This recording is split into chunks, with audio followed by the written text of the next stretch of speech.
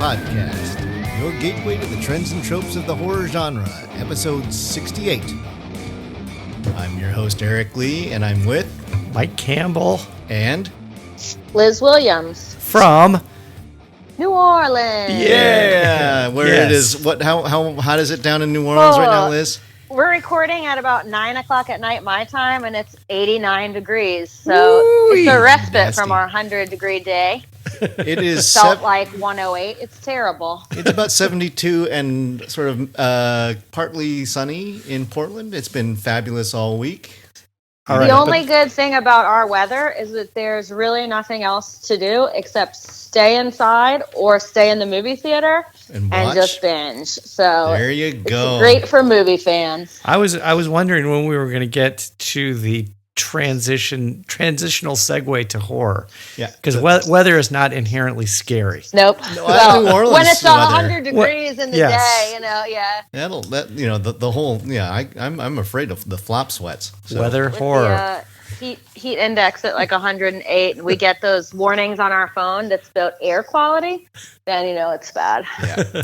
But we're not talking about weather today. Today we're doing a and that is not a subgenre of horror, weather horror.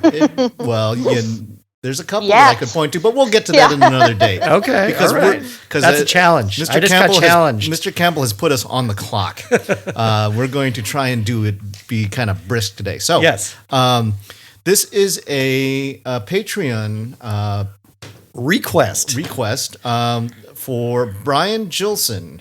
And his of Brian and Sarah fame. Brian and Sarah, who have a little company called Unsettling Toys, which they rehome, or they will rescue toys that are too creepy for your house and find someone else who might want a creepy doll or a creepy stuffed animal. And we encourage you to take a look at Brian's website. We have it posted on scariestthings.com. And follow them on Instagram as well, Unsettling Toys. So, Brian, this one's for you. This is Killer Toys. Killer Toys and Dolls. Evil Dolls. And Killer Toys. It's a bit of a trick, this one. Oh my gosh, is it ever?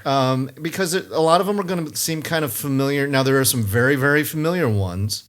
And we'll see if we hit on these because, for me, Killer Dolls was a bit of a stretch trying to find ones that I really liked. Mm-hmm, well, I agree. Yes, there's, which is not to say there's not lots of killer doll, killer toy type films, but yeah, finding the ones that you like and actually resonate with you, that's the trick. Because I found, Couchmares, aka Kathy's Curse, Doll Man versus Demonic Toys, Puppet Master 4, Puppet Master 5, The Final Chapter, Curtains, The Black Devil Doll from Hell, The Devil's Gift, Joey, Pinocchio's Revenge, Merlin's Shop of Mystical Wonders. Wait, okay, now I hope. etc., etc., etc. What I found was, and I guess the interesting part of this, as we often get into this when we're looking at subgenres of horror, is that you think there's nothing out there, but a couple little clickety-doos on the internet, and you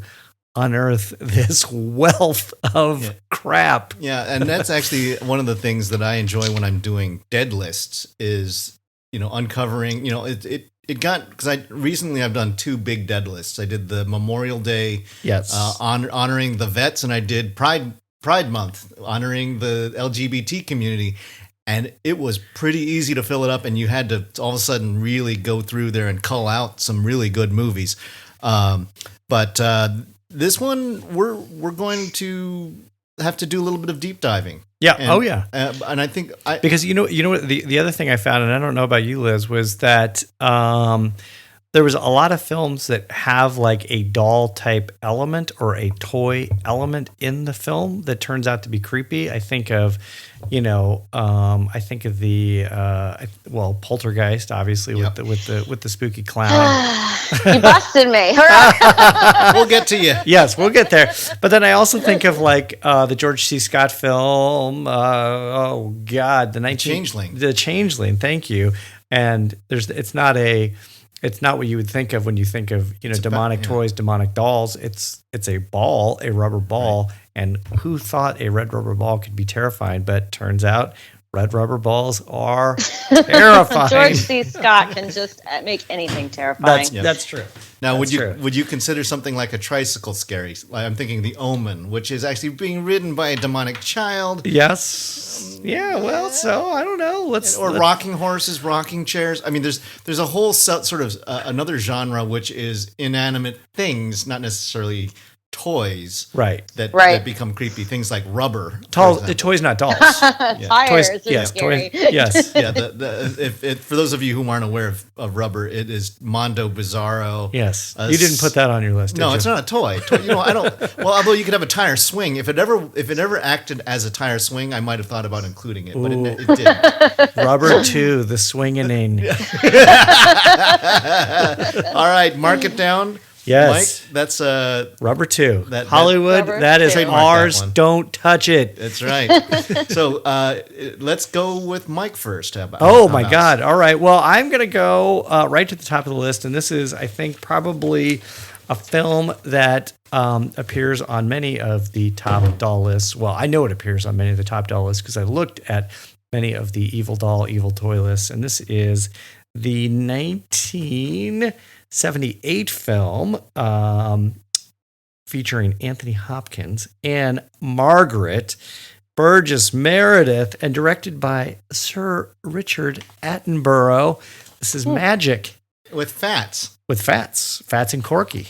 Corky, of course, is the Charles Corky Withers, a.k.a. Mr. Anthony Hopkins. He plays sort of a washed-up comedian magician who is having an awful difficult time with his career. His career has kind of stalled out. He is given a ventriloquist dummy that he uses with much aplomb. His mentor, a guy named Merlin, says that he needs, he needs a better gimmick for his act, and so he uses this as a way to both enhance his act, but then also sort of hide these very strange psychological scars that he has.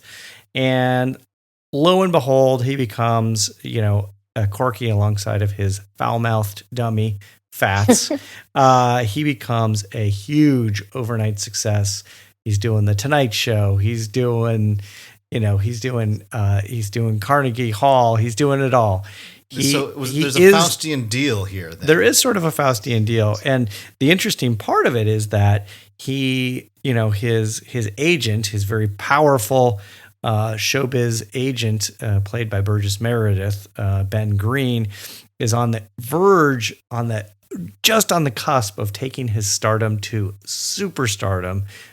But the TV network says, if we're going to sign this guy onto a show, he's got to take a medical exam first. And Corky says, hell no, because he knows in his heart of hearts that if he goes and does the medical exam, it's going to unearth all of these weird psychoses that he has. And so he beats feet, heads back to his old hometown where he encounters his lady friend and Marg Rock.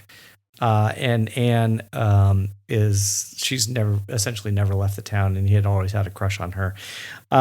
Obviously, Corky uses Fats sort of as both a direct manifestation of his psychoses, but also uses Fats to kill, and kill. How does he? Okay, now I will admit I haven't seen Magic. Oh, really? Me neither. Okay. Yes. So, I mean, how does he manage to kill with Fats? Well, I'm not. Without spoil. I'm not gonna say. Okay. I'm not going to say. You have to watch the film. See the movie. This is the thing I did not know about the film. What I thought was really interesting when I was researching this, because I did watch it just recently. Okay. The first choice of director was Norman Jewison, and Jewison apparently wanted Jack Nicholson, but Steven Spielberg was also interested, but Steven Spielberg wanted Robert De Niro for the role. So Hall of Fame. You got, and Richard Attenborough had just made A Bridge Too Far, and so basically Richard Attenborough was like, I think we should try to get Laurence Olivier for the role Holy shit. of Burgess of Burgess Meredith. Yeah, so it was literally like this was really the hot property of the time. This and is like a blacklist script. Then this must have been like something that the directors were fighting over. Oh yeah, for sure. The thing that's great about the film is Corky is very creepy, and Anthony Hopkins, pre-Hannibal Lecter, is also very creepy, and he is able to really work the two things together in, I think, pretty magical way, in a really interesting way, that makes it very scary. But the thing that is my favorite about the film is the tagline to Magic's. Oh, so hold on to that tagline. Hold on to it? Okay. Hold on to it. Hold on to it. Till the end? Till the very end? That's going to be our closer. Okay. I will hold on to it. All right. Because I didn't write down a closer. Oh, this is the ultimate closer. Okay. All right. You have the close then. All right. So that is, yes, 1978's Magic is a really good film. It's very interesting, and it is star-packed. And it actually ends in a way, and I'm not going to spoil the end, but it ends in a way that there could have been a Magic 2. The Magic name. It's probably just as well that we had one. Yes. One Magic is fine. One Magic is fine. All right, Liz, what do you got for your number one? Or number three? Well, number three, yes. Number I'm three doing number three. On your terrible trio. So I skimmed the surface on this one, guys. I don't personally care for creepy dolls or toys, so I usually stay away from them. So, as you already mentioned, I picked Poltergeist. It's hard not to It's hard not to. I mean, we're going back to 1982. Steven Spielberg, Tobe Hooper, Poltergeist. So Steven Spielberg did this because he couldn't get magic. It was his idea and screenplay. Yeah, probably. He was so mad about magic that he was like, we need a doll.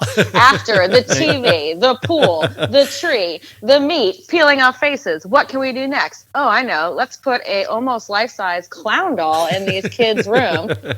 And the thing that I always forgot about the clown is that it happens at the end of the movie. Yep. They have pulled Carol Ann through the closet. Everybody thinks they're safe. Oh no, they're packing up to leave.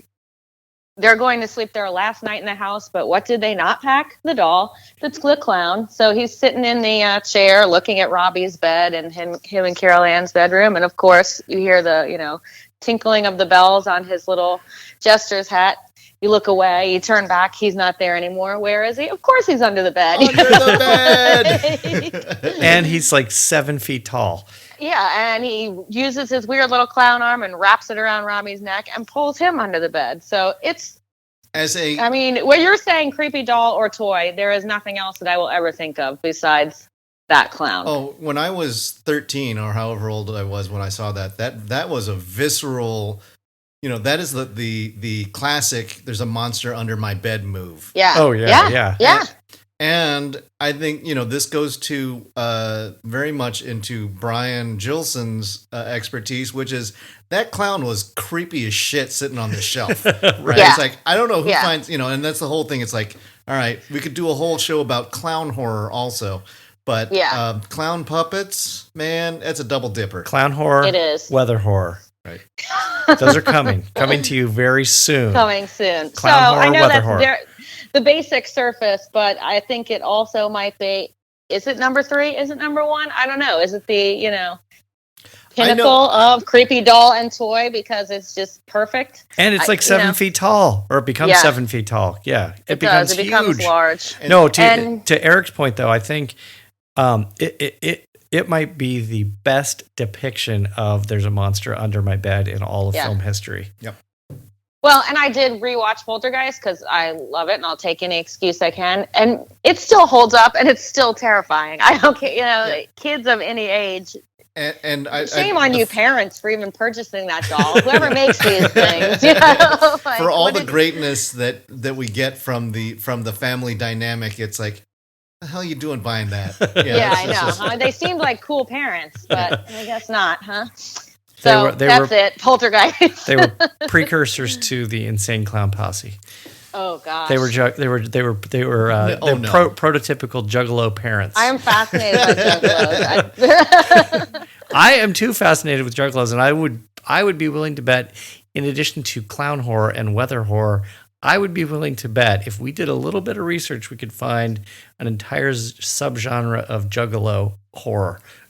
I'm probably Well, we clown probably horror could. is I don't huge. think we want to Yeah. go there. No, I Yeah. don't think so either. That's a dark dive. You can do that one by yourself, Mike. Yeah. Solo podcast. So, All right, number 3 for Eric on his terrible trio. So this one is one that you and I just saw. What? This, When did we just see this? This is a hysterical new horror comedy short film that was shown yes. at the Portland Horror Film Festival. In June, yeah. Heck yeah. This is a little film called Finley, directed by J. Zachary Thurman, and this film won the Audience Choice Award for the Best in Show. Right. Oh, awesome. Overall, beat 42 other short films and 6 feature films. It beat all 6 of the feature films that were at this thing.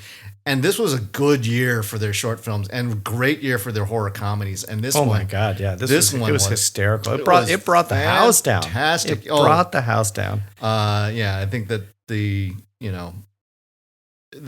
premise here, this is taking a marionette doll similar to Fats from Magic, but and that's Finley. Right. Now Finley has been locked in a case in the attic in a rental home. Not just locked. He is chained up and nailed down in a wooden box. And That's what you should do with marionette dolls. That's I mean, 100%. yeah. And so then what do? You inject the house with some stupid college students. You have Jennifer, who is Alexa Lee Fletcher, Chris, Keith Dowsett, and Alexandra Brooke Wallace, and they are renting this home. And when they explore the attic, they find the box and they go, let's open this box up, which clearly has warning signs, red flags, and sort of horn strobes on the side of this thing saying, "Don't touch it." And so the obvious thing that as soon as they open it up and they see this, They gotta touch it then. this grinning marionette, is you go, "Oh, here we go. This is gonna be like, this is the Chucky kind of moment where it's like it's gonna be the most evil thing ever." And he is, except for he's inept, right?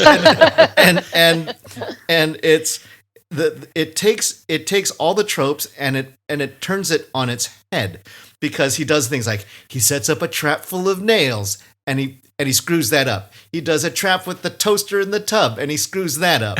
He does and he befriends the cat. Yeah, and so every time he does it, the students they don't. It's always followed by a "Oh, Finley," and he only has one expression, and that's just a gape and smile. But you feel bad for the little guy because he's trying so hard to be evil and he just can't succeed at it. That at a certain point, because early on you go, why are you letting this thing run, this animated creepy doll run around the house? But they find him kind of amusing. Right. Well, That's hilarious. It becomes kind of a 2-act play. Oh yeah, no, but we, in order not to spoil it, Yeah, I will not spoil the 2-act play, but it is a 2-act play. the second act is redemption for Finley. Yes. Finley finally he not it redemption pays off. against Finley, redemption for Finley. Yes. Right, and done in a heartwarming and brutal way. Yes. Finley finally gets his, and it's completely enjoyable. It brought the house down. And it runs at like 11 minutes, Yeah. 12 minutes. Oh, maybe? that's awesome. Yeah. So And kudos. it is not available. No. Now here's the Okay. thing. All right. We're short- talking about films you should see, You but can't see cannot it. Yeah. see. You have to take Eric and Mike's word for it. Yeah. I'm not even with them, guys. I don't know what they're. So what I would do is wait about a year. Yeah. Because so Keep Finley Trust parked in the me, back this of is your gonna be mind. what happens is short films that do the horror film circuit often can't go streaming, because then the festival says, well, what benefit is it to us to show your film if you're going to have it streaming? And this is the Right. best way for them to get promoted and to get noticed by the rest of the larger film community. And so they usually do the full circuit for a year.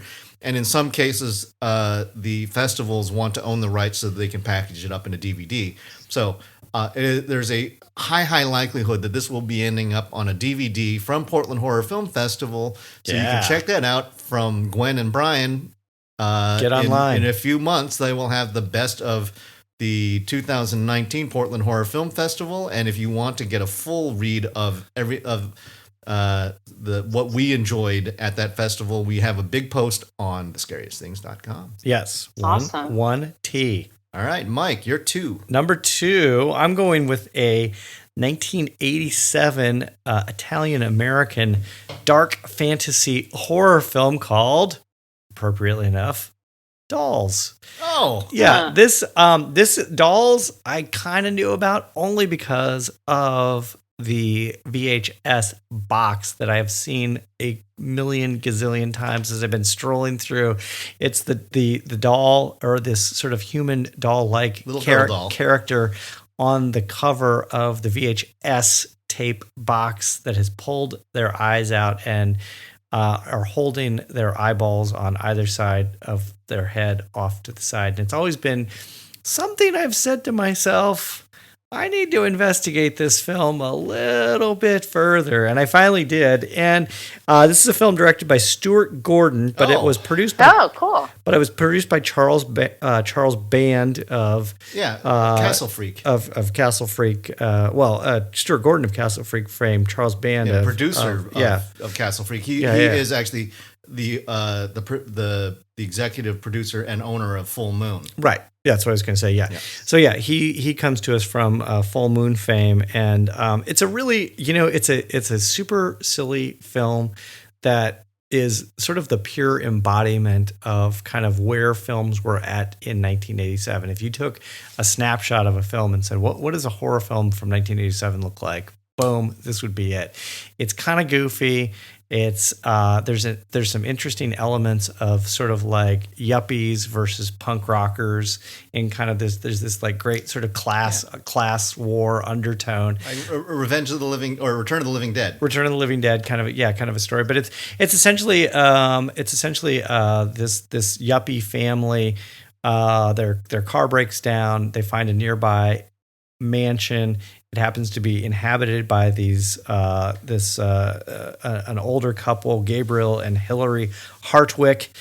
Gabriel is a master doll maker, and then shortly after they decide to take in this yuppie family, the punk rockers arrive, and all hell breaks loose. And of course, as each of their worst character elements, the yuppies and the punk rockers, as their worst character elements start to unwind, they use the dolls become sort of a manifestation of. So they're like almost totemic. They're somewhat totemic, or they're related, but that's a college word for dolls. Yes.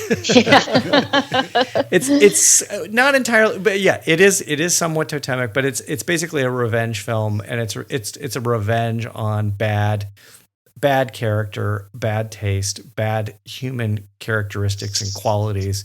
And of course, in the middle of all of this is the little girl, the yuppie's little girl, who is very childlike and innocent. And so there's these teachable moments about wanting to make sure that you always maintain these childlike and innocent qualities as you're going through life. And you should always have toys. Eric heard this message loud and clear. You should always have toys, and you should always have a childlike innocence available to you at any given point in time. That said, there are some hella gnarly killings in this film. Yeah. There is some really crazy stuff, a la Charles Band, a la Puppet Master, a la Full Moon Productions. There is some really, really grisly stuff, including, for once, this is very, very rarely the case, does the VHS cover come to life. But in this case, it actually comes to life. Nice. and literally that scene in the film is the VHS box. Nice. So yeah, it's a great little film. It's very silly. You mean the VHS box is in the movie? The VHS box isn't in the movie, but the image within the VHS, or the image on the VHS box, is part of the film. Yeah. So fun little movie, 1987. If you're pining for Days of Yore, or you're looking for that 1987 horror film, Dolls is a pretty good one, and it's certainly a good one to start with in the evil doll, evil toy subgenre. Yeah, for those of you who are not aware of Stuart Gordon's provenance, Oh my it's gosh. Reanimator, From Beyond, Yep. Castle Freak. Yep. Yeah, so he is. That's what you're getting into. It's some of the classics of 80s schlock. Mm-hmm. The king of the straight to VHS horror. Yep. Liz, you're number 2.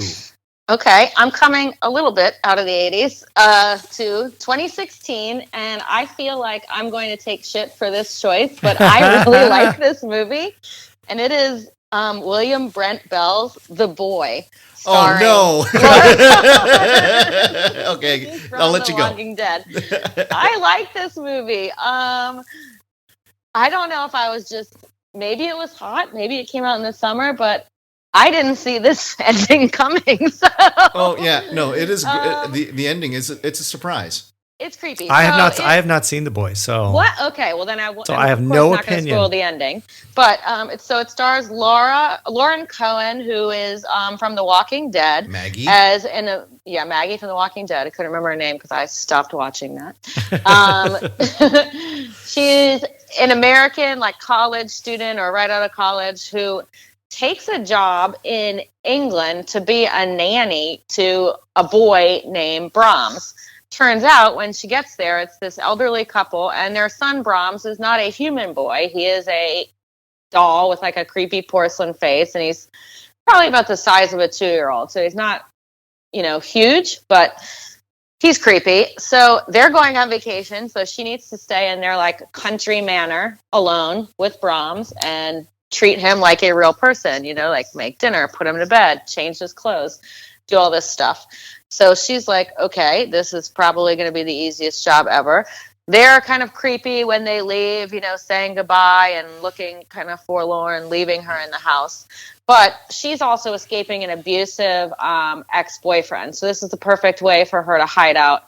And there's also a grocery delivery boy who's quite handsome. So, of course, a little romance is going to ensue. Love triangle. Love triangle. I was going to say trifecta. Yeah. Yep. So, as with any horror movie, especially when it's a young girl alone in a British estate in the countryside, rapping on the walls. Brahms was in one room and now he's in the other. Is this doll really moving?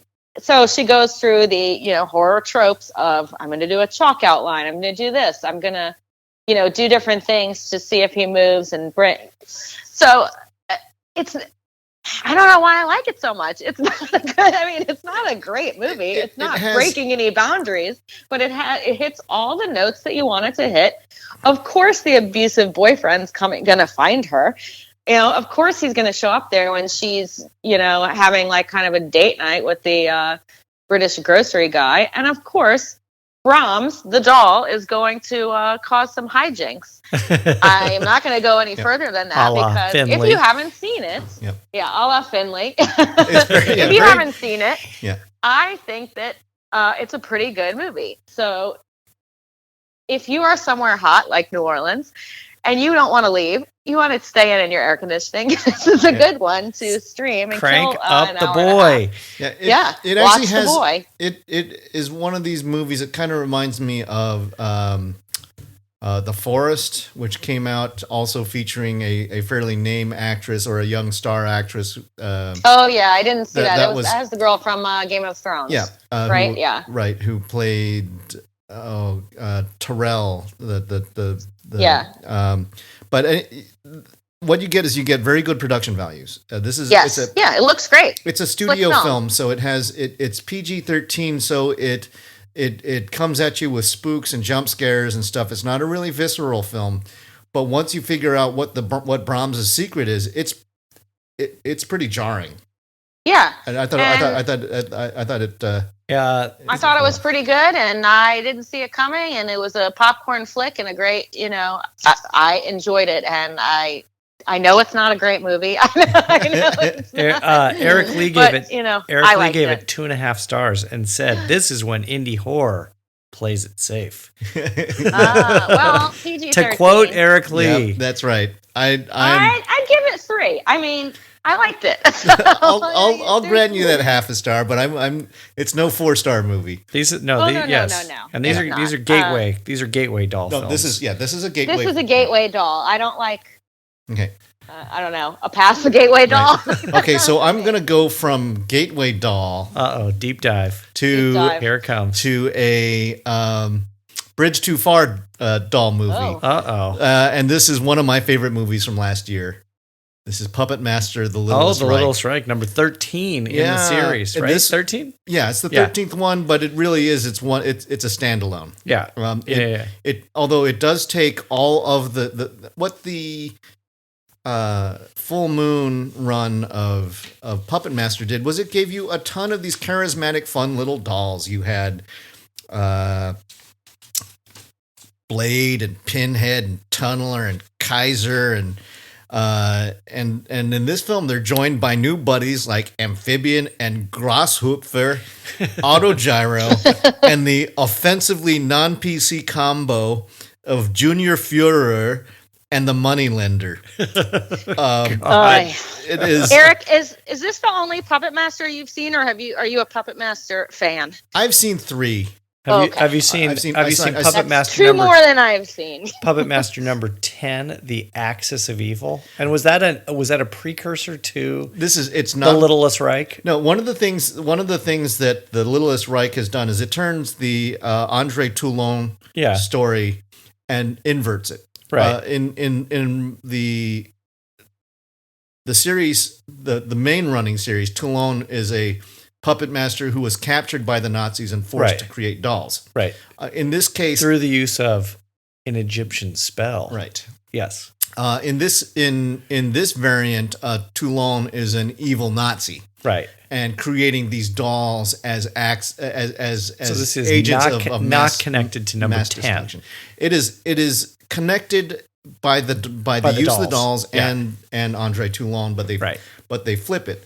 And this was Fangoria's coming out, right? This was their first time. Started the whole Cinestate thing. Yeah, and we've talked a bunch about Satanic Panic. Yeah. This was the first film that they came out of the gates with, and they went schlock, but injected it with some fantastic acting, featuring Tommy Lennon. Holy crap! You gave this 4 stars. I did. I love this movie. I disagree with you on that, but I also just recommended The Boy, so I don't know who I listened to. So let's see. So Tommy Lennon from Reno 911 is the lead protagonist, and he's a collector of these the Toulon dolls, and now this is as if there's been a movie, and these are collectible dolls, and so this sort of hits me on many levels because Eric, the collector, who still has toys, it's like, oh, this might be valuable someday, and he's going to a convention where everybody's bringing their dolls to the convention and maybe selling them or getting them evaluated for collectibles, sort of like Antiques Roadshow kind of a thing. But the time has become just right when the lightning bolt strikes and all the dolls come to life and start killing everybody at the convention. And there's hundreds of dolls through a lightning strike. And a curse, and this Egyptian spell / lightning strike. Right. And I think that's the exact same plot as Friday the 13th Part 8. No, Part 6. That's the one where it strikes the tombstone and he comes out of the grave and starts. Well, Part 8 isn't a lightning strike as much as it is an anchor into an electrical line that's at the bottom of the lake that gives him a jolt. Electricity and Jason goes. Yes. Yeah. All right. But this is so anyway. So the curse kicks in, and the dolls rise up and kill all their owners. And it's pretty brutal. They are pretty gross and no holds barred in these killings. There's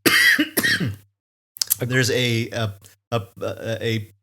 pregnant woman who gets killed in a most nasty alien-ish way. There's the toilet sequence, which I've told you about, which is a beheading at the toilet, which is beyond disgusting. According to you, it is gonzo, gory, a little meta, a little offensive, and a big step up for the venerable franchise. Yes, it is. This thing, the production values, the acting ability, and the story. It's a notch, several steps up from the traditional Puppet Master. And maybe the reason why I gave it 4 stars was it so exceeded my expectations. I had so much fun. I laughed so much that, it's like I'll take it. I'll take whatever. It is a movie in terrible taste. Right. And it's intended to be that way. And this is Fangoria's thing now, right? Right. They're going to push the boundaries of good taste, but they're going to give you higher production values. Right.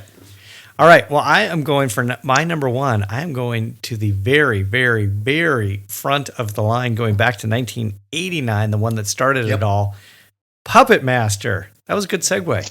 Okay. Good segue. Good segue. There you go. This is a film, honest to God, I think I just had to let breathe because I had seen so much full moon crap on the video store shelves for so many years. I said, I'm probably never going to see any of the Puppet Master movies, any of the Doll Master movies, ever. And I finally, per your glowing review of Puppet Master The Little Strike, I said, I'm going all the way back to the beginning and I'm going to check this out. And I checked it out last fall. Review's up for it. The review is up for it. I gave it 3 out of 5 stars. This is a film that, of course, features Paul LeMat from American Graffiti fame, Irene Miracle, Matt Rowe, and Catherine O'Reilly as psychics who are plotted against one of their former colleagues, who is using puppets that have been animated by what I already mentioned earlier, Egyptian curse.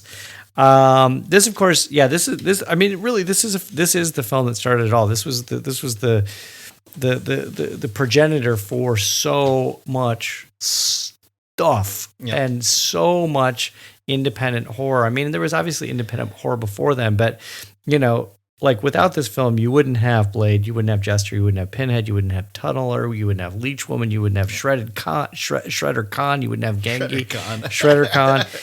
You wouldn't have any of these characters. And I mean, they in and of themselves have become maybe not as iconic as, Chucky and Jason and Freddy and whatnot, but they are definitely in that second tier of iconic horror pieces and parts.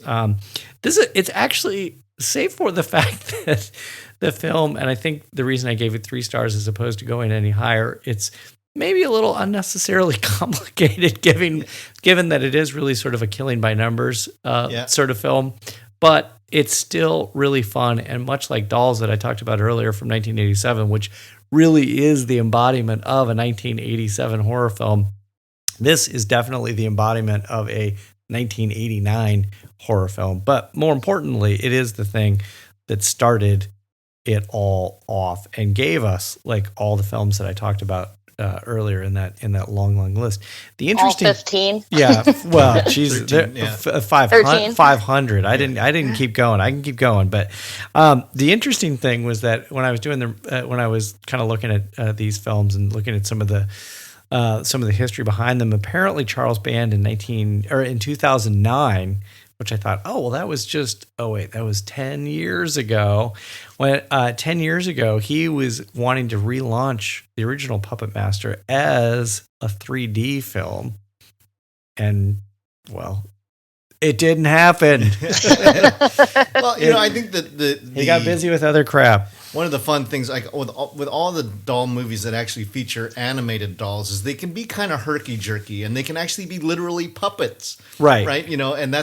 And that was part of the thing for all these Puppet Master movies, where how they animated them and all that kind of stuff. No, that's a really good point. I wanted to bring that up earlier, actually, because when I was watching Dolls, the 1987 film, I was really struck by the fact that they were not using computer animation. They were using green screen.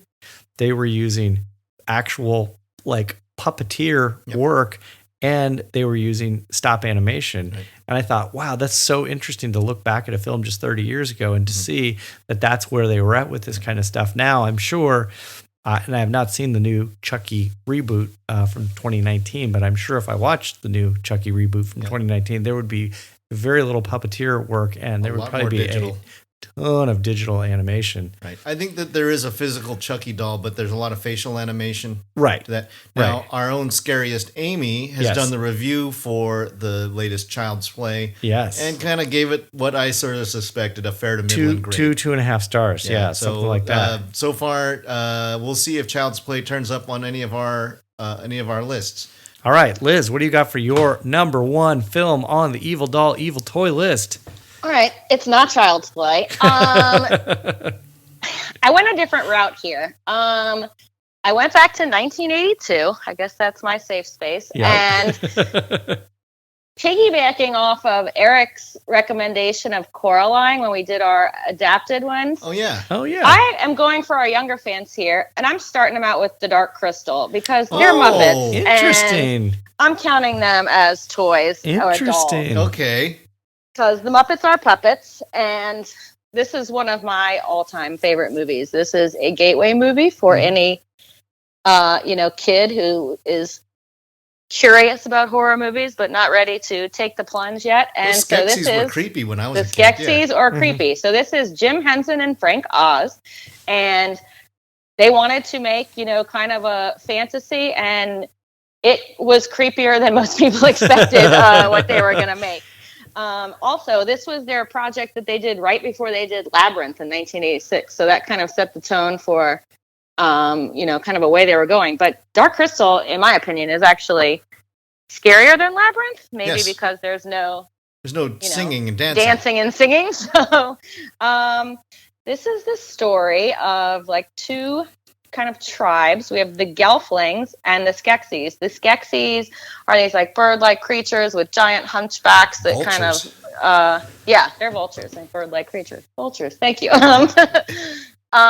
They're gross, they're like decaying, their voices are creepy, and the Gelflings are like the elves from Lord of the Rings. They have these smooth little faces and gorgeous hair and pointy ears, and they're sweet, and they play flutes, and they have pets named Fizz Gig, who is just a ball with teeth. And there had been a shard or a big crystal that united the kingdom, and the crystal was split, and the shard was lost, and the Skeksis and the Gelflings each lost their chancellor, and so the two groups are coming together to the crystal to pick a new leader, and whoever puts the shard back in the crystal will be, the reigning one. High fantasy. So it is a very, very dark fantasy, and since it was marketed for kids, it's, and they're Muppets, people were very surprised with how scary it was and how dark it was. But I think it's the perfect gateway for, I don't know, maybe 8 to 10 years old. I don't know, anything younger than that. Maybe even 7. Old, depending on how, this is, get them started early. What? I'm gonna even though inherently I don't think Fizz Gig is scary. No, Fizz Gig's adorable. He's not scary. Everybody else is scary. Yes, I have an 8-year-old, and I am going to throw this at the 8-year-old and see where it goes. And we will report back to you. So, maybe I think that's a good idea. Hank will have to do a report. Yeah.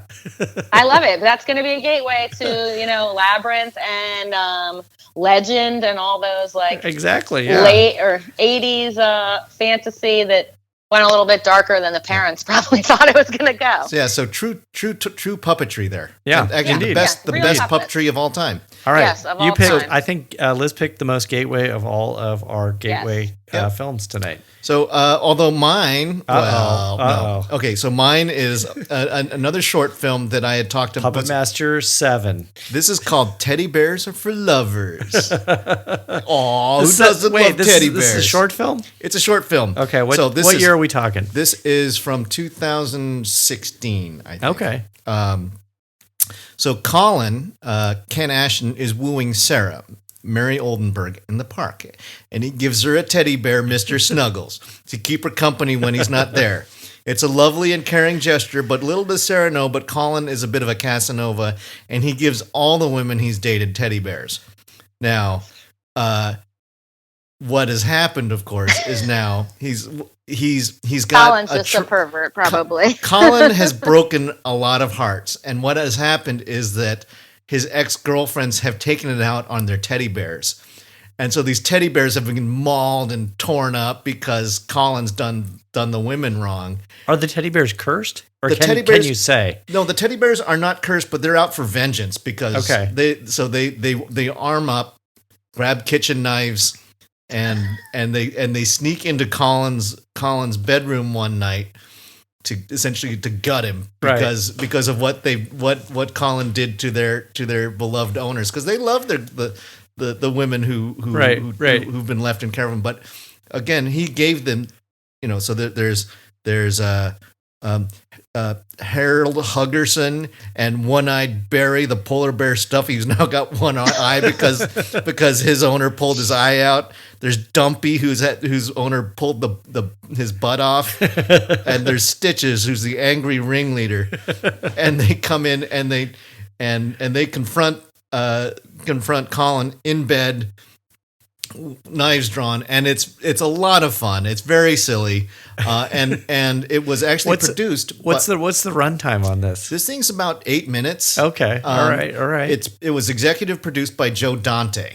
Oh wow! Who did Gremlins and a little movie called Piranha? Yeah, come on, come on. But the reason why I mentioned Gremlins is because there are some obvious Gremlins moments. Certainly, these things look like Mogwai, right? And there's a blender sequence. Mm-hmm. And, and it, the bears get a couple of pretty good stabs in, on Colin, and but Sarah comes home and actually Sarah's doll, the doll who he gave, is going, come on, give Colin a chance, and so there's like teddy bear on teddy bear, fisticuffs. So if you want to see this, it is the very first short film that I posted on the Scariest Things. Oh wow, okay. So go back. So this is the Wayback Machine. So you do your homework. Go Go all the way back and check to it out. 2017, 2018, 2017.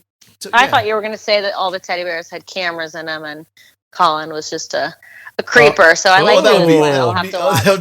That'd be you. That's Teddy Bear 2. Yeah, Teddy Bear 2. Teddy bears are for lovers too. Straight to Pornhub. No. Yep, I know.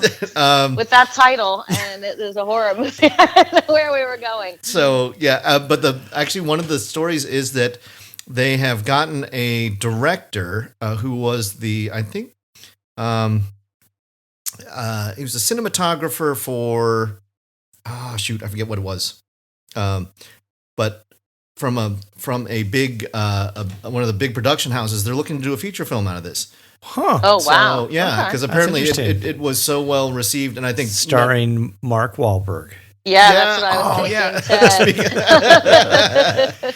thinking. Wait a second. Yeah. They've already done that movie. So anyway, I think we've now captured all of our terrible trio. So why don't we go around the table and actually do in review. So Mike, what are your top three? My top three are 1978's Magic, 1989's Puppet Master, and 1987's Dolls.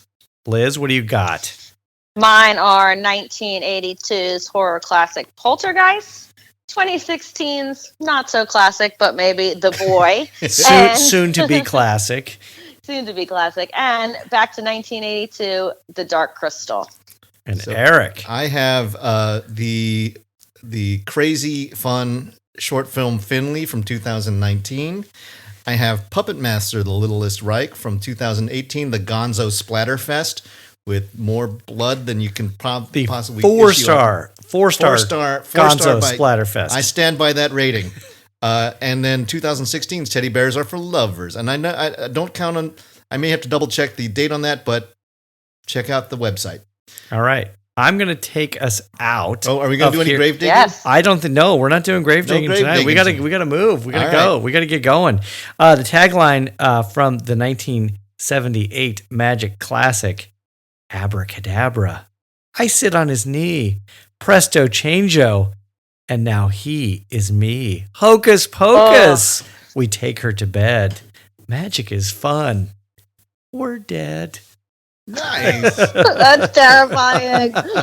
Yeah, and that if you see that trailer, woo boy, that trailer is still creepy as hell. I think Magic is probably the one for our listeners that's probably the lost gem that needs to get checked out. Yes. Yeah, I'm gonna have to see it too. Sir Richard Attenborough, go check it out now.